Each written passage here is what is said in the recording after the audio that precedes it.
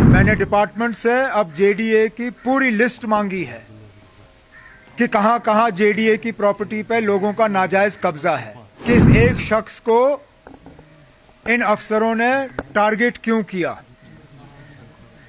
कहीं उसका मजहब तो इसके पीछे नहीं है कि पूरी जेडीए की जमीनों पे सिर्फ यही एक नाजायज कब्जे का इल्जाम है। लगातार एक के बाद एक इस तरह की चीजें ये सिर्फ और सिर्फ इलेक्टेड गवर्नमेंट को जलील और बदनाम करने के लिए किया जा रहा है, क्योंकि वो इस इलेक्शन के नतीजों को ये लोग हजम नहीं कर पाते।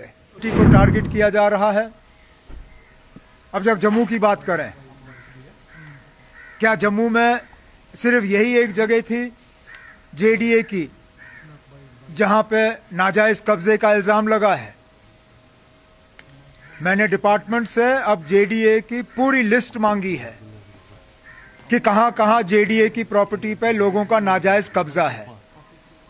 मैं भी देखना चाहता हूं कि इस एक शख्स को इन अफसरों ने टारगेट क्यों किया,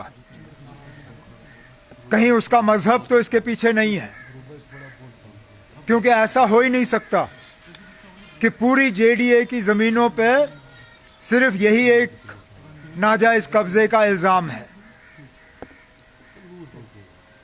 अब हमें कहा जाता है कि हमारे कामकाज में दखल नहीं होता, लेकिन यह तो सीधा सीधा दखल है।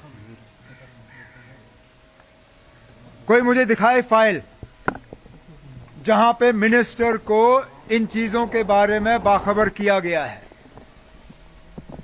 या कहीं पे हमसे मशवरा करके बुलडोजर जो है गैराज से निकला गया है। कोई इस बात के हक में नहीं है कि सरकारी जमीन का गैर कानूनी कब्जा हो, लेकिन ये लोग जो पिक एंड चूज तरीके से अपने बुलडोजर का इस्तेमाल करते हैं इलेक्टेड गवर्नमेंट को जलील करने के लिए, उन्हें भी अपनी हरकतों से बाज आना चाहिए। मतलब आपको कोई इंफॉर्मेशन है इस बंदे के बारे में कि उसका बैकग्राउंड क्या है, क्या वजूहात है कि ना?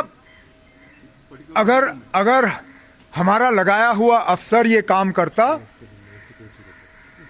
तो अभी तक मैंने उसके खिलाफ कार्रवाई की होती, क्योंकि बिना मिनिस्टर के इजाजत के आप इतने बड़े कदम ले कैसे सकते हो? कहीं ना कहीं तो इसमें, जैसे मैंने कहा, मुझे एक साजिश की बू अब दिखनी शुरू हो गई है।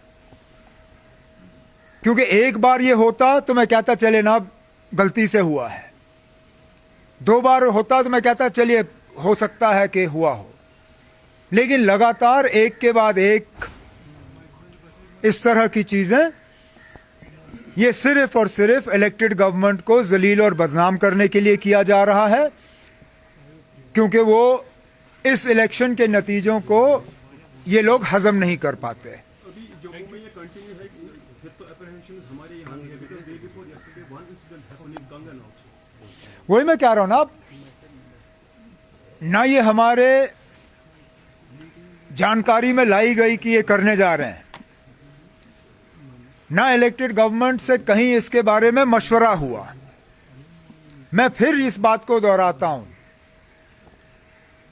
कोई इस चीज के हक में नहीं है कि गैर कानूनी सरकारी जमीन पे कब्जा हो किसी का, लेकिन कब्जे को ठीक करने का तरीका यह नहीं है कि आप पिक एंड चूज तरीके से करें। लिस्ट निकालिए। मैं अभी कहता हूं, जो जेडीए का सीईओ है, जरा छापे लिस्ट, कल अखबार में डाले, जितनी जम्मू में जमीनें जेडीए की गैर कानूनी कब्जे में हैं, जरा उनका लिस्ट निकाले, अखबार में छापे किन किन के नाम हैं। आप देखेंगे ना कौन कौन लोग इनके पीछे हैं, लेकिन चुन के एक मजहब के बुनियाद पे टारगेट हो और यहां पे इलाका देख के टारगेट हो, इसमें जैसे मैंने कहा ना, साजिश के अलावा और सियासी साजिश के अलावा और कुछ नहीं है।